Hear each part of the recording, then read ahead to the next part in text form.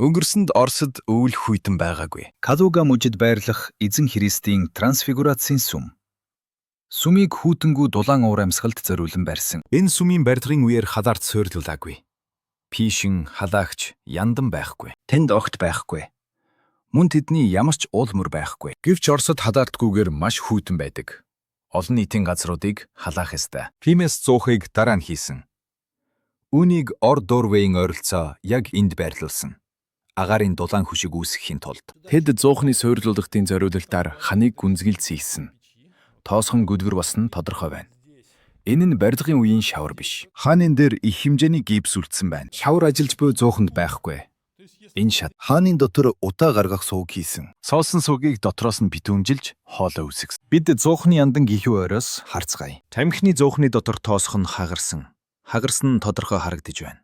Хэн нэгэн тоосхыг ханаас ихэд зөөлөн гаргаж янданг бий болгосон байна. Сүмийн ханыг барьсан тоосгоны завсрын зурмаг цагаан байна. Энд байна. Гэрхтээ. Хиймэл зуухны хан дээрх тоосго нь өөр шохоотой холбогдсон.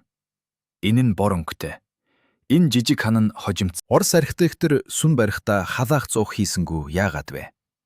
Тэрээр Оросын хүйтэн өвлийг мартсан. Энэ сүмийн өөр нэг элементэд анхаарлаа хандуулцгаая. Галын шүтэн дотор талын хаалгууд.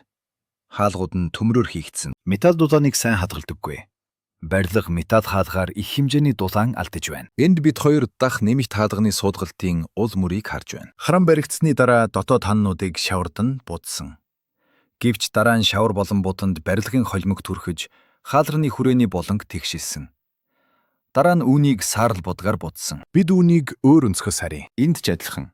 Шавар, будгийн давхарга, дээр нь булангийн тэгшилхийн тулд барилгын зурмаг түрхдэг. Нэмэлт хаалганы хүрээ суйрлуулах. Тэгэд дээр нь саарл будгаар будаж өгдөг. Барилгын зурмгийн өнгийг хараарай. Сүмийн хананд тоосгоны завсарт цагаан шохоо. Нэмэлт хаалгууд нь шаргал браун өнгийн шохоогоор суйрлуулсан. Энэ нь дараа нь нүхтэй болсон яндангийн сувгийг битүүмжилэхэд ашигласан уусмлын өнгөтэй төстэй.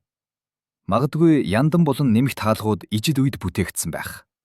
Хүмүүс сүмийг дотор нь шавардах, будгах үед тодруулбал ашиглахад бүрэн бэлэн болсон. Сүмийн барилгын гадна тал нь Оросын хүйтнээс хамгаалах суйргүй байна. Газар доороос тоосгоны доторх капилляраар чийг дээшээ гарч байна.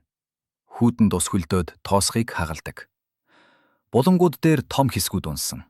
Энэ нь Оросын хүйтнээс болсон. Барилгын доод хэсэг бүрэн нурж байна.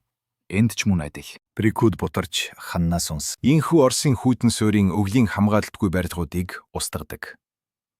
Энэ сүмд хамгаалалт байхгүй. Учир нь энэ сүм нь хяруугүй дулаан уур амьсгалд зориулан бүтээгдсэн. Тамга дээр 1991 онд сүм баригдсан гэж бичсэн байна. 18 зууны төгсгөлд. Хэрвээ огноо зөв бол 200 жилийн өмнө Оросд өвөл хүйтэн байсангүй. Энэ нь аль бие усны түүх ярихыг хүсэхгүй байгаа зүйл юм. Миний суугт та хүний намайн жинхэнэ өнгөрсөн тухай их зүйл сурах болно. Түүхчид биднээс үнэн нууцлсан. Би үүнийг өөрөө ойлгох хэрэгтэй болсон. Би таамаглаж чадахгүй зүйлсийг олсон.